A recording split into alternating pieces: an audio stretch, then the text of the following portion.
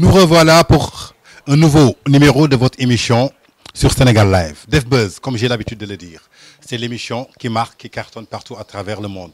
Les gens le suivent partout parce que dañuy ne Def Buzz. Nee naa leen chaque fois lu tax ma ne Def Buzz néew ma kuy def buzz ci ay njombe néew ma kuy def ay buzz maanaam ci ay fen. C'est juste koo xamante ni ci wàllu liggéeyam carrière professionnelle am mi ngi ciy def buzz mi ngi ciy def liggéey bu am solo ba nga xamante ni ñu ngi koy wax partout à travers le monde moo tax tey Tange ñëw dalal koo xamante ni day def buzz jamono ji lu tax ma ne day def buzz parce que ñeenti casquette la ëmb su ma nee ñeenti casquette dañ ko xam ci muy danseuse elle est chanteuse elle est femme d'affaires commerçante en plus elle est politicienne raison pour laquelle tey ma ñëw seet si ko pour am ak moom benn émission saw pour la jéeri borom nag ak meew nuyu naa la. waaw maa ngi lay fay Tange Tandian di kontaan ci invitation bi di bég ci yow di la ñaanal jàmm di nuyu téléspectateurs yi nga xam ne ñu ngi ñuy seetaan Sénégal Live. tey suñu nee Oumou Sow jaratul ñu koy présenter Sénégal parce que tu as fait tes preuves partout. tey suñu la indee ci Def Buzz dañu bëgg en un résumé. ñeenti casquette yi ma limal. Oumou Sow tu as été danseuse. ñu xam la ci muy fecc tey nit su sañee fecc yaakaar naa ci say tànk la jaar. nga jógee ci fecc boobu doon chanteuse. maanaam artiste. ba pare ñi xam la ci nga doon commerçante di yéeg ci avion yi di dem di indi say bagage di jaay. ba pare nga dugg ci langue politique bi. 4 casquettes yooyu Oumou Sow naka la ko mën a résumer sénégalais ak fansam yi. waaw macha allah Tange àdduna loo gis rek da nga naan da ngay sauter étage bi dem ci beneen di def étape par étape te lépp rek dafa nekkoon sama xol ma bëggoon ko mu bokk nag ci samay projet muy business bi may def ak danse bi ma jógee te toujours boo nekkee ci dara toujours war nga évoluer jël ko boole ko chorégraphie di ko def ci ay way comme Calamoana ni mu doon def donc bu boobaa di nga mën a apporter say fans ci sa style ci sa dégagement ci li nga xam ne moom ngay sentir ci say way ak di sensibiliser waale en même temps boole ko ci chorégraphie def ko ci musique jox leen ko ñu enjoy ko. Oumou Sow tey mën naa ne fecc suñu nee Sénégal bi ñu jógee ci ñoom Ndeye Khady Niang bokk nga ci ñu ko révolutionné. dëgg la indi ko ci sa anam artistes yëpp nag daan naka feccal nga leen. dëgg la. ñu toll benn jamono boo xamante ni ngeen xaw a retiré wu ci fecc bi ba nga ci retiré woo ñu gis beneen génération ñëw fecc bi am neneen lu mu nuróol Oumou Sow tey su ñuy defal benn analyse ci fecc bu mu jógee ak tey fu mu fekk fecc bi lan lay doon pour rakkam yi nekk ci kanam. waaw moom Tange am na fecc fu ñu ko fekk ak fu ñu ko yóbbu mooy dañu jaar ci ay ballet vidéo production Africa jaar ci les inconnus de Fass jaar Oscar des vacances te ay maître chorégraphe ñoo ma doon jàngal li tax ma jaar ci ñoom mooy nit ki même mun nga am don mais da nga war a jàngi def ay formation xam lan mooy danse dem ci ay festival yu mag représenté fa Sénégal bés boo ñëwee expérience bi dina gën a yokku nga xam ne tey jii fépp foo dem rek ak foo xam ne sa âge bi fu mu mënti toll rek dinañ xam ne sa CV fi nga jaar moom dëgg-dëgg dinañ am loo xam ne dinañ ko mën a jàpp que jaar-jaar yooyu am na ak dansu léegi nag ni ma ko gisee mooy xale yi dañu yàkkamti dañuy jékki-jékki rek dugg benn sabar wala fenn fecc benn clip wala di ànd ak benn artiste def benn rôle wala dara rek nga bëgg ne man star la am naa buzz et tout fekk tey jii bés bu troupe bu bale taxawoon ñu ne la feccal lamba wala war a sodon doo ko mën a fecc foofu des fois président de la république ñëw indi ay ganam woo leen ci spectacle ku ñëw jaar jàll ñu teg nag benn spectacle boo xam ne dañuy woo képp koo xam ne jaaroon nga ci spectacle pour nga ñëw def mouvement d'ensemble foofu bés bu ñu fa defee lenjañ wala ñu teg fa leneen doo ko def parce que professionnel bi ngay woote nekkul ci yow da nga ne dama danseuse laa rek nii mais li la manqué bëri na ndax formé wu amoo formation. kon donc ñoo ko déggandoo Oumou Sow lu mu wax téere la fecc formation la fecc jàng la maanaam du question loo xamante ni da ngay jóg rek tëb def ko kon donc yéen ñii rakk ji tey nekk ci kanam xoolaat leen ay vidéo Oumou Sow ci ginnaaw ngeen dugg Oumou Sow da nga def benn transition bu gaaw ci fecc ak ci way ça a été facile ou pas ak naka la dikkee. naka li ma dikkee mooy dama demoon Paris def fa benn soirée sénégalaise dem di jouer jël son benn artiste di ko jouer en même temps di def sama playback ñu fay ma ci cachet après ma toog am samay fans yu ma ne Oumou Sow pourquoi mënoo def sa yëfu bopp créel defal benn spectacle nga def loo xam ne da ngay jël ay paroles def ko ci musique def sa yëfi bopp parce que tey jii artiste bi rek ngay def promotion foo mënti dem di jël wayu jàmbur yi di ko ñëw ci soirée sénégalaise yi ñu lay fay et tout mais bu fekkee yow jël nga li nga moomal sa bopp dina la gën a apporter mais liñ ma wax tamit ma jàng si ma ñëw gis Pen de l'AMS gis Cheikh Talla Bouya parolier ñu jàppale ma dooleel ma ne ma liñ la wax dëgg la ci laa nag góorgóorloo génne Kanel morceau Kanel sama dëkk Fuuta Kanel après ma def taal moto bi def fly to fly commencement bi nag doon nañu wax baat bi dafa sew et tout Papis Konaté jàppale ma ne ma bul ragal fii Sénégal la sooy doog a door di nga dégg lu nekk mais tey jii nag ma dem Sorano def 1120 places feesal ko après ci la nit ñi nag wax ne Oumou Sow au cours des grands journalistes yi bind loolu. au cours des grands boobu dañ koy confirmer parce que danseuse bu jógee ci maanaam fecc. nga tourné commencé dugg ci way. nga cité fa ay icône ku mel ni Guissé Pène. donc da nga mbapat da nga jaar ci mag yi barki démb loolu lañ doon waxtaan ñi ne musique bi dafa manqué kilifa. xale bi day jóg tey du dem seeti kilifa ji laaj ko. nga jaar foofu tey transition boobu indi la fii nga nekk nii muy un parcours de succès un parcours de réussite. Oumou Sow su ma la waxee. ba nga feccee ci clip bu Viviane mayonnaise ba tey jii yaakaar naa ni fecc nga ci ay clip yu bëri musique sénégalaise tey fu mu toll soo ma ko doon analyser nu muy doon ci sa xam-xam ndaxte am nga ci xam-xam bu bëri ndaxte yàgg nga ci tukki nga ci fu nekk. dëgg la su ma ko doon analyser xam naa ne culture bi mi ngi dox mais nouveau talent yi lañ jàppalewul parce que tey jii ténor yu mag yi gis naa ci sama xalaat bu ma nekkoon si seen place dinaa def école de danse bu mag. ñi nga xam ne ci chorégraphe la ñuy yëngu ñi nga xam ne nag ci musique la ñuy yëngu ñu def université bu mag donc di jël ñi nga xam ne ñooy nouveau talent yi mën nañu way am nañu talent mais mënuñu dem parce que studio rek boo ci bëggee dugg foog nga dem ñaan fii soo amul métier da ngay am problème kon nag musique bi ñu ngi dox waaye nag côté nouveau talent yi moo xaw a des tuuti. tey côté nouveau talent yi moo xaw a des tey gis nañu benn vague de génération boo xamante ni judd nañu tey. li ko jëlee ci jigéen ñi ba ci góor ñi. tey su ma jëlee ku mel ni Sidi Diop. ku mel ni Tarba Mbaye. ku mel ni Baba Mbengue. par exemple. tey ku mel ni Pendo Guissé.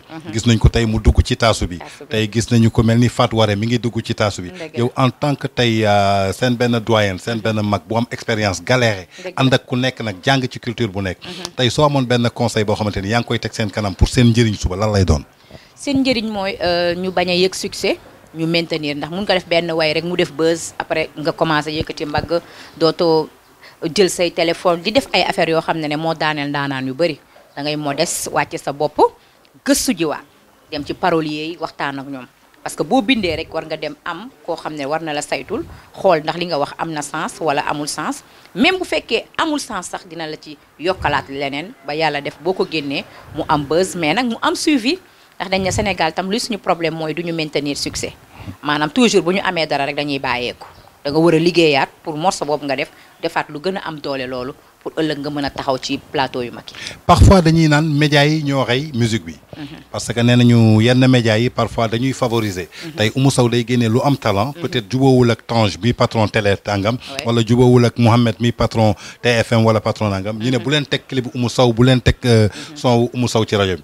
est-ce que lu mel noonu mës na la dal wala am nga rumeur boo xamante ni loolu egg na sa nopp. waa ci côté Cheikh Sarr la xam nga sama baby foot bi dama jiitaloon Cheikh Sarr mu defal ma entrée baby foot bi ba pare nekk ci clip bi loolu nag dina am animateur yoo xam ne duñ teg sama son parce que am na lu ñu jotee xëy na Cheikh Sarr wala dara kenn xamul daal mais baby foot bi am na buzz dëgg la mais ni ñu ko war a tegee wuñ ko noonu. parce que juste am na benn Cheikh Sarr c'est un animateur moom nga jiital. et je crois que si la métier est universel. tey am yenn animateurs yoo xamante ni ñu ngi ciy gis seen bopp wala am na lu ñu jotee Cheikh Sarr bokkuñu ci. bañ a teg sa musique. tey soo amoon benn conseil boo leen di jox ci lan moo taxoon nga jël Cheikh Sarr lan lay doon peut-être leerul woon seen bopp. waaw li taxoon ma jël Cheikh Sarr mooy commencement bi dama ci soxla woon benn DJ boo xam ne dafay présenter Oumou Sow ci morceau baby foot bi ndax baby foot nekk na son boo xam ne ku nekkoon xale jaar nga ci baby foot boole ceeg ma woy ko ci sëy yi jëkkër ji la jël def ci yow alal dee ko babi nag du question dara mooy na nga koy toppatoo dalal xelam consoler ko teg ko ci yoon parce que tam mun nga am jëkkër tamit mu wàcc liggéey ñëw nga koy fitnaal donc nga di ko stressé mooy waral muy xooli leneen kon baby foot bi dama ci teg ay paroles yoo xam ne da nga koy déglu nga xam ne day tax sax jigéen bu jongewul woon jéem a jonge ci baby foot bi mu indi Cheikh Sarr pour mu dooleel ma foofu. ñoo ko déggandoo loolu moo taxoon mu indi Cheikh Sarr pour mu dooleel ko foofu c'était toujours def buzz comme lu ma leen ko waxee Tange à la rencontre de Oumou Sow. ici sur Sénégal Live. Oumou tey gis nañu ngay def mbalax. dëgg la Guigui di def pop. actuellement kar fa tabarkalla macha allah ngeen génnee benn single boo xamante ni vidéo bi génnoogul mais ça cartonne muy bombal. est-ce que ça a été facile yow sa style musical ak style musicalu Guigui ngeen mën a alterner naka la dëkkee. waaw ni mu dikkee mooy Guigui daf ma déglul son bi ma dem studio Laye Diagne xool butu son bi parce que man Papis Konaté daf ma jàngal toujours da nga war a musical parce que ñoom même bi may dugal voix sax moomoo mi ngi ma naan yow dañu gis ne sa taasu dafa musical dafay nekk ci biir mélodie ma ne ko parce que dañ ma ko jàngal Papis Konaté moo ma ne bul taasu di yuuxu di parce que mun ngay tànqal nit ñi da ngay taasu selon ci kaw musique bi tegu ci temps même boo fekkee artiste sax muy def live soo jëlee micro bi boo yéegee déglu ko benn seconde wala benn 1 minute nga xam tempo musique bi fan la jëm soo ñëwee rabax yuuxu rek bu boobaa ci la ñuy dañ naan xamoo dara yaa ngi sax génn gaam donc moo waral bi ma dégloo musique bi rek ci studio bi rek subitement jël naa bic ak feuille di bind tiim say noonu dépassé say maas xool musique bi comme bombal la ñu wax ma ne cere ak laalo dañ koy bomb ma ne xaaral gel de bain buñ ko ci dugalee jël sama ay affaire rek ñu jox ma casque bi dama teg rek affaire bi macha allah jaar yoon. lan mooy sa rapport ak Guigui tey. en tant que chanteuse ban rapport ngeen am parce que bokku leen style musical. non te baraluñu aussi di leen gis yéen ñaar. dëgg la tey on s'attendait à Oumou Sow Mbathio. Oumou Sow Ndeye Gueye. ou bien Oumou Sow Ndeye Diarra Gueye. mais tey ñu gis la Oumou Sow ak Guigui. du mbalax au pop R&B. c'est ça lan mooy seen rapport. suñu rapport mooy Guigui daf ma yàgg bëggal boppam te lu muy def dina ma laaj conseil moom liggéey suuf xamante suuf lañ doon dund chaque. kii bu jotee bu ñuy def pak daf may indi sama ngalax donc mu nekk koo xam ne daf ma sentir daf ma bëgg man it ma sentir ko ci style am parce que style am su amoon ñaar wala ñetti fii yu koy def biir Sénégal waaye États-Unis du ñu yóbbul dara donc mu nekk nit koo xam ne suy def clip dina ma woo Oumou nan laay sol nan laay def nan laay créer déglu nga morceau bi ma ne ko defal nii waxal nii mu def loolu clip bi génn réussir donc man am na yoo xam ne sax ndeysaan bu koy wax man damay bëgg jooy comme li ma def keroog TFM parce que day wax lu bëri loo xam ne man je préfère nit di ma ko dencal parce que loolu suñ borom rek laa koy seedeel muy ku am foi Jésus la gëm ma gëm yonent bi Seydina Muhammad sallallahu alayhi wa sallam mais dama gis si moom foi artistes yi bëri na ñi ma bokkul génération bëri na mais li ma gis ci moom dëgg-dëgg gisuma ko ci kenn ci ñoom franchement ci Guigui li ma gis ci moom. mooy Oumou loolu moo tax ma poser la question parce que dañu gis nga génnee single récemment. waaw ngay artiste muy artiste. nga génnee Messi dinañ ci dugg léegi muy notre cher directeur des impôts et des domaines Cheikh Tidiane Ba que nous saluons au passage. nga génnee sa single sa moroomu artiste nga accompagner ko ci single am. yow nga préféré jël sa single teg ko ci suuf pour promouvoir single am. c'est ça. ban xol moo la may loolu. parce que d'autant plus qu'on dit que dafa am hypocrisie ak benn jalousie bu nekk ci showbiz. yow wane woo loolu. non boo gisee ma teg sama son stand by ko ma ne dans 1 mois laa koy génne naa dooleel Guigui ci bombal bi ba mu gën a am doole buzz bi comme am na ba pare xam naa ne Messi liggéey naa ko liggéey bu am qualité jël ay professionnels franchement ñu tëgg ko te dama ci def loo xam ne lu bari te bëgguma yàqamti clip bi bëgguma yàqamti dara mais bëgg naa Guigui mi génne lii ak foi am ak cofeel bi mu am si man il faut que ma teg sama bos stand by gars yi ngi koy xaar ak samay fan sama leen may leen ma 1 mois bii yëkkati ko ndax dama bëgg ñaari defandoo buzz comme bii yàlla def na dem na dama koy pousse mu dem ma ne Guigui xaaral dañuy teg sañ-say comme moitié bi da nga bëgg ñu tourner ko Sénégal am na visa États-Unis am naa visa États-Unis ñu dem def fa benn 10 jours tourner moitié bi États-Unis tourner moitié bi Sénégal le temps que man sama papis ñaam yi nga xam ne mooy tourner sama clip di xool lieu yu may waajalee Messi bi et tout mais bombal bi moom actuellement moom laa bëgg fans yi enjoy ko jàppale Guigui jàppale Oumou Sow ñu lancé ko mu jëm ca kaw. Franchement, le geste est très noble que nous saluons sur le plateau de Def Buzz sur Sénégal Live avec Oumou Sow. Oumou Sow. waaw ku la xam Sénégal da la xamoon ak Karim Wade seen relation fu mu toll. waaw Karim Wade relation bi lan la woon mooy 2007 campagne bi Macky Sall moo ko yoroon moo doon chefu campagne bi donc ñu àndoon ceeg Assane Ba ñu boole ñoog moom ñu jox ñu caravane bleu yi. caravane bleu yi nag man bi ma yoroon. il faut que may ànd ak Karim tout le temps parce que man ak Kinelam ñun artistes yi ñun la ñu prévoir woon pour ànd ak Karim di ñu jox suñu ay cachet léegi nag su ma àndee Karim tout le temps suñu toogee ci restaurant yi wala ñu ñuy recevoir et tout bu ñu jógee ci campagne bu ñu sangoo ba pare ba dem pale ñooy nekkandoo ñun ñëpp donc yàlla def moom it mu dem ba nga xam ne am na estime ci man et tout ñuy àndandoo di dem ci campagne yi di ñëw donc ñu am jàmm. léegi nag mu dem Qatar bi mu demee Qatar maintenir relation bi donc ñun tamit déggatuñ ko ci dara Cheikh Ba ñëw directeur général des impôts et domaines. loolu la ñëw ci Cheikh Ba ci Karim rek. ci Karim non loolu la relation bi moom fi mu toll nii foofu la yem. kon donc Karim dafa dem Qatar maintenir relation bi. waaw léegi dañuy dugg ci sa single bu bees bi nga tuddee ko. Messi Lionel Messi c'est le joueur argentin. mën nañu naan c'est le meilleur joueur au monde. au monde waay. nga jël benn single. Ouais. et puis que le directeur des impôts et des domaines Cheikh Tidiane Ba. Ouais. dañu gis la récemment nga lancé benn mouvement de soutien. derrière lui. Qu'est-ce qui explique votre relation ak Cheikh Tidiane Ba.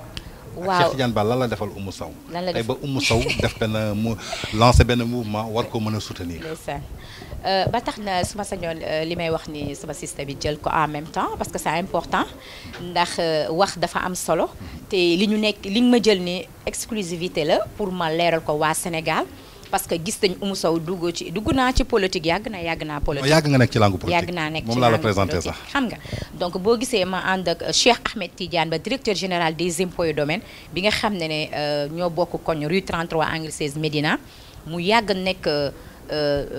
nekk ci social daan jàppale suñu ay maam suñu bàjjan ñu màgg ci loolu di gis action yi mu doon def te il était apolitique inspecteur la woon rek domaine nekk benn nit boo xam ne affaire politique mosul nekk domaine am doon jàppale doomu aadama ndax depuis école bi mu nekkee école da daan partagé ak ay ñi mu bokkal classe kon kooku dafa màgg ci partage kon biñu demee si loolu mu def benn mouvement CATB man tamit ma ñëw ci yaayam Ajaratu Koddu Fall ma ne ko dama bëgg a jàppale Cheikh Ahmed Tidiane Ba comme doomu Médina la may doomu Médina te relation bi mag ñi la woon diggante sama maam ak papam ak yaayam kon taxaw naa tey pour dooleel ko yaayam nag mi ngi doog a jóge umra ci la ma ñaanal ma commencé def sama mouvement tuddee ko les Amazones de Cheikh Ba mouvement bi booy seet mi ngi egg ci léegi 200 et quelques personnes te am na ñoo xam ne bëgg nañ ñëw bokk ci cellule bi mais dafa am ay critères yu ñuy bokkee ci sama cellule. lan mooy critères yi. critères yi mooy da ngay dëkk Médina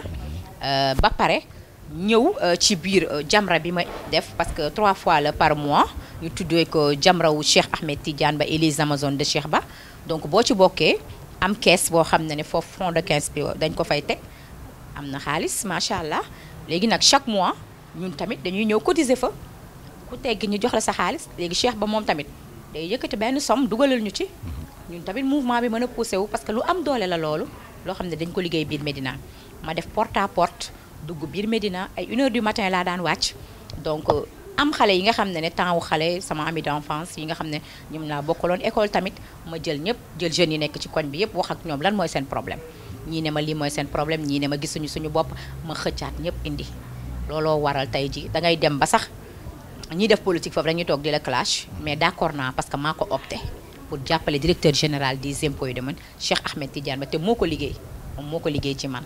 tey sa volonté politique boobu gis nañ ko lu tax ma posé la question yi parce que dama tollu France dégg Sénégal. ñaan Oumou Sow tekki na. Cheikh Ba dafa yëkkati ay millions yu bëri jox. ndeysaan mais tey nga développé benn initiative personnelle la maanaam ci volonté sociale bi nga gisoon mu ko doon def. dëgg la tey Oumou Sow. est-ce que yow yaa ngi yëngu ci volet social ci sa wàllu musique. waaw maa ngi ciy yëngu bu baax social maa ngi ciy yëngu discrétion nag laay def toujours ci suuf ndax nit mun na la wax problème am ne la lii laa xam nga wax jooy man tamit dama sensible lu ma am sama pochette wala ma am ko sama compte dinaa dem ne la tel jour ñëwal boo ñëwee sama magasin ma yëkkati jox la Cheikh Ba nag dégg na loolu ba jël micro benn jour ne leen Oumou Sow defaluma ko dara joxuma ko dara dégg naa day jël ci xaalis boppam di jàppale waat kon Cheikh moom dafay def social fekk ñu tamit ñu ci social moo tax ñu ñëw di ko dooleel te nit ku jara dooleel la ndax il est reconnaissant. kon ñoo ko déggandoo il est reconnaissant yaakaar naa ni baat boobu la nit soxla ci àddunaam tey ni nga ko waxee damay def ci social dans la discrétion nit ku nekk ak ni nga opté ñii dañuy opté def social avec des caméras et des micros yow nga opté pour la discrétion donc c'est toujours dans ce domaine que nous allons alterner Oumou Sow da nga nekk ci beneen business muy lan tu es une femme d'affaires tu voyages partout à travers le monde da ngay def commerce di yëngu ci commerce naka nga mën a alterner fecc musique ak commerce bi. ak commerce waa entreprise moom da nga koy teg ci yoon rek xool ki nga xam ne maîtriser na ko xam na ko nga jël ko teg ko fa parce que xam nga ne sa occupation mayatu la tamit ngay toog ci magasin bi lu bari nga jàngal ko naka la ak nan la lait de corps yi produit xeesal yi laay jaay te am na 15 ans man ma ko doon jaay dama koy jëlee ci benn dëkk ñëw indi ko def ci samay logo am na ñu ma daan pirate sax di jël samay diw di ko yóbbu ay pareeg fépp di wax ne Oumou Sow moo ñuy jaayloo fekk dañ koy pirate moo waral ma def ci samay logo États-Unis laa koy commandé di ko jaay donc en même temps di def couture mais lait de corps yi moo ëpp doole macha allah. mais sa business boobu tey. business bi si lan la accentué wu. waaw. tey Oumou Sow yaa koy gérer wala da nga am entreprise ay nit yu koy gérer. parce que je veux savoir que yow li ngay yëngu lu bëri. est-ce que di nga am temps boobu. non awma temps boobu dama am ay nit yu koy gérer am naa ñoo xam ne tey ku commandé extérieur ñoom ñoo la koy jël postel la ko wala jox ko GP mu yóbbu ko am naa ñoo xam ne livraison la ñuy def nga xam ne Oumou Sow partout dans le monde fépp waay bëgg wala man tam su may voyager damay yóbbu jox leen ko en gros donc avant émission bi sax am na ñu ma ci doon contacter pour en gros donc doon laay liggéeyee. toujours nee naa leen def buzz la fii ci Sénégal live nu ñu koy defee nag tout est permis quand je vous dis que tout est permis donc on va discuter des problèmes de la société on va discuter de tout. Oumou Sow tey porteuse de voix nga. dañ lay déglu fépp ci àdduna am ñu la sopp loolu bëgg la lool te lépp loo wax ñu def ko. en plus politicienne nga. tey soo ma doon analyser bilan Macky Sall ci premier mandat lan lay doon ci sa xalaat en tant que citoyenne sénégalaise. ci li nga gis ak li la doy. waaw ci li ma doy ak li ma gis mooy Macky day koo xam ne day liggéey te boolewul dara ak ay wax man wax dëgg yàlla au début gëw ma ko woon man maître Ablaye Wade laa doon supporter wax dëgg yàlla mais ci campagne yi moom moo ñu géré woon suñu campagne mais gisuma leen loo xam ne ci moom def na ko ma mën koo man critiquer lu dul gis naa ne mi ngi ci social yi jabaram Marème Faye Sall mi ngi ci social yi en même temps yi mu réalisé xoola TGV bi nga xam ne musuñu xalaat Sénégal am TGV moom mi ngi koy réaliser pour ñu nga xam ne képp koo xam ne da ngay dem aéroport Diass wala foo mënti dem jarul ngay jël ay taxi muy cher et tout da nga siy dugg nga dem raktak nga egg jël sa avion dem doo tardé loolu tamit évolution la ak yeneen yoo xam ne mi ngi ko def xoolal tey jii arène bi amatuñu problème mu ay stade di am problème defal na leen stade bu mag def ko banlieue bi donc def na lu action yoo xam ne dëgg-dëgg soo xoolul li mu réaliser dëgg doo mën a xam li Macky Sall li biir Sénégal képp koo xam ne boo feebaree 3000 francs ngay dem inscrire soo inscrire lépp luy ordonnance dëgg-dëgg dañ la koy jox nga faju ak sa famille côté santé dëgg-dëgg man gisuma leen loo xam ne dafa fekk nag temps bi yàggul il faut que ñu may ko temps mu mën a tamit eggale liggéey bi loolu rek la. tey Oumou Sow deuxième question bi maanaam question économique lay doon. en tant que jigéen. ngay femme au foyer di def dépense nekk ci kër. am ñu wéeru ci yow. situation économique sénégalaise nag nga ko jàngatee parce que nit ñi ngi jooy. ñi di naan dëkk bi dafa metti tabaski bi ñu génn. ñi di naan dëkk bi doxul. lu toll ni tabaski ay pomme de terre yokku. situation économique Sénégal boobu. gisee su dee am nga conseil aussi boo xam ne da nga koy dolli. da nga koy dolli lan lay doon en tant que sa xalaat. lan lay doon mooy Sénégal moom li ñu soxla mooy dund bi muy man tey jii bu ma ko amee am na keneen koo xam ne amu ko li ñu soxla mooy dund bi gën a wàññeeku ni muy wàññeekoo nag ci commerçant yi la parce que dama gis ne des fois nguur gi day wàññi mais boo demee ci marché yi ñoom dañ koy def exprès di yokk il faut que ñu teg contrôle boo xam ne tey jii suñu wàññeetee am ñoo xam ne ñooy dem ci marché yi contrôler loolu tamit dafa manqué contrôle bi manqué na parce que loolu la sénégalais yi di jooy mais liggéey moom soo ko defee wax dëgg yàlla gëm sa bopp bañ a xaar gouvernement parce que man wax dëgg yàlla mosuma xaar gouvernement ba nii sax may politique xaaruma leen maa ngi liggéey sama liggéey di góor lu ma am jël jëndaat leneen nit da ngay toog di xalaat ne tey ji am naa benn 100 000 francs su ma si jëndee lii jaayee ko lii bu ma amee bénéfice bi lu may def denc ci banque li jël li utiliser lii ma jox sama yaay lii ma def samay besoin nit tamit da ngay serrer sa ceinture pour mën a am dara mais boo toogee bëgg a dépendre ci nit ne xaalis dañ koy lijjanti kenn du ko liggéey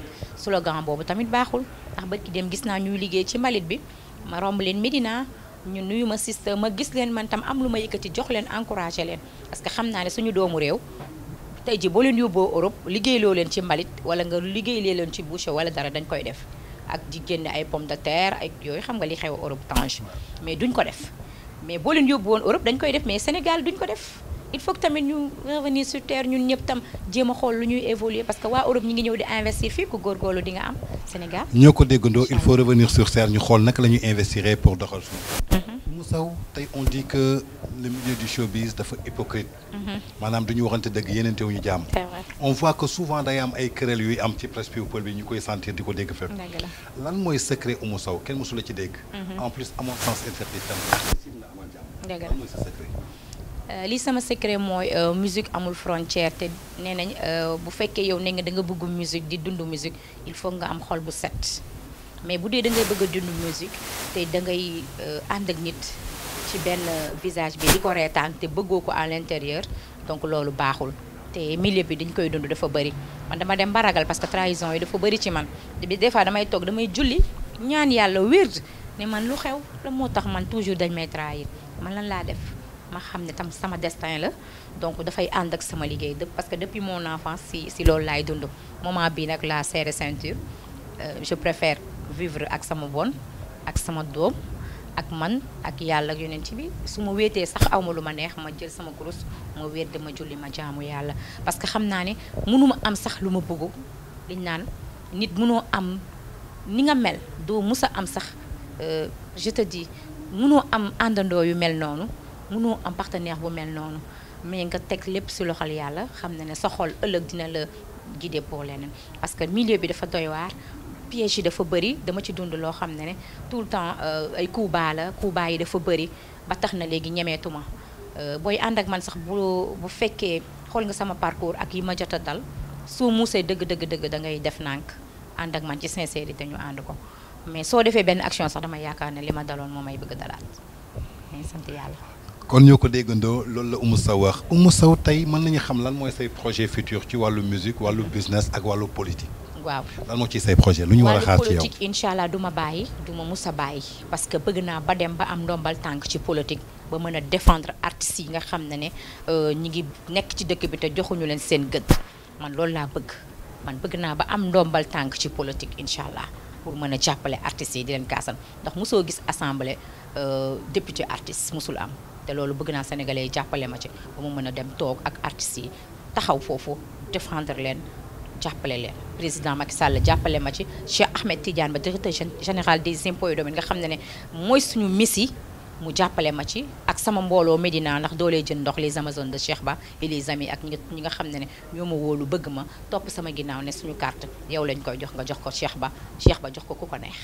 kon ñoo ko déggandoo Oumou Sow wax na ay doléances am wax ay projet am lenn moo ko ñor maanaam am ndombal tànk nekk assemblée nationale peut-être nous attendons incha allah futur député Oumou Sow pour défendre l'intérêt de nos artistes l'intérêt de la culture sénégalaise. émission bi nag dafa am benn partie boo xamante ni jeu la. maanaam jeu boo xamante ni ñaari question lañ la jox mais foog nga choisir si kenn. tey Oumou Sow su ma newoon choisiral ma entre Modou Lo Balla Gaye kan lay doon. yaa ngi may indi problème non kenn arrête choix la du question koo ci bëgg wala koo ci bëgg mais ki nga choisir ci kenn ñu tegal la ñaar ñu ne tànn kenn. ñoom ñaar ñëpp laay tànn xam nga lu tax. non fii benn ngay tànn. déedéet sama doom règle de jeu bi kenn du ko dindi sama doom dafa bëgg Balla Gaye. ah sama kër tamit moitié bi yëpp Modou Lo lañ. non Oumou Sow. Modou Lo Balla Gaye nee ma Modou Lo wala Balla Gaye. Modou Lo Balla Gaye. waaw. ah bàyyi ma jël ñaar yëpp. non benn lañu jël bàyyi ma jël xaaf non jeu la xam nga suñu nee jeu foo la. jeu foo la. foo la kenn du la ci mere. bàyyi ma jël xaaf bi jox ko Modou Lo. dooñu waaxu de dooñu waaxu. dama am ay fans yoo xam ne non ñu ngi ci Modou Lo non règle de jeu bi foog nga tànn kenn Modou Lo Balla Gaye foog nga ne kenn. non dëgg bu kenn jëlee roi des arènes man kooku laay jël. non roi des arènes bi Eumeu Sène la. Eumeu Sène la waaye ki koy jël ci Eumeu Sène laay faral.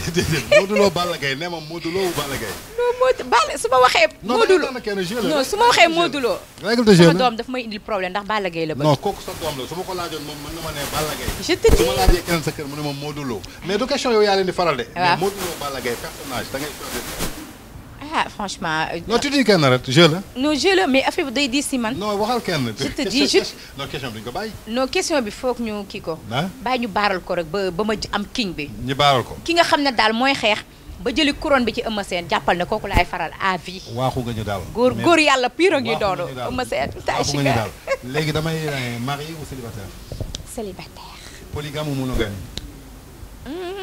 man daal saw lu ma yàlla jox rek ma jël ko. non mais ban moo la ci gën a. mais xaw ma destin. xam nga yàlla mooy joxe mais nit ku nekk am na bëgg-bëggam. am na bëgg-bëggam. man nag lu amul jàmbaar loolu ci man. kon daal polygame. Viviane Titi. oui ah franchement Viviane nag moom. jarul continuer Viviane. waaw moom Cheikh Ba Karim Wade. Cheikh Ba. Ablaye Wade Macky Sall. Macky Sall. Ñu ngi lay remercier Oumou Sow, c'était notre émission Def Buzz à la rencontre de notre chère star, de notre sœur Oumou Sow, danseuse, artiste, commerçante et politicienne. Ñu ngi lay remercier bu baax lan mooy sa mot de la fin. sama mot de la fin mooy dama la estimer dama la bëgg dama la fonk ci sa personnalité ci sa classe Tange dégg nga lu nekk Sénégal mais da nga pousse xamal leen ne man ay wax ay sangat la ci man dama la gëm ci sa liggéey bii nga def ndax Tange bi ñu ko dalee wax yàgg na ñi fiy def people bëri na mais yow lay daaka boo gis nag am na élément man saw maa ko wax li la yàlla dogal dama wax di jëm sa bët ki démb dama ñëpp nag ma xalifa général laa ko wax loolu la yàlla dogal ku ci nekk nag am naa lien ak yow mais yow li ngay def nii dëgg-dëgg mention spéciale man moom yow laa faral li la yàlla dogal. Kon ñoo ko déggandoo, c'était Oumou Sow que nous remercions très bien et je vous donne rendez-vous à la prochaine fois avec une autre émission sur Sénégal Live Def Buzz ak Tange dara du yomb. tout va être clair ici. Merci, à très bientôt.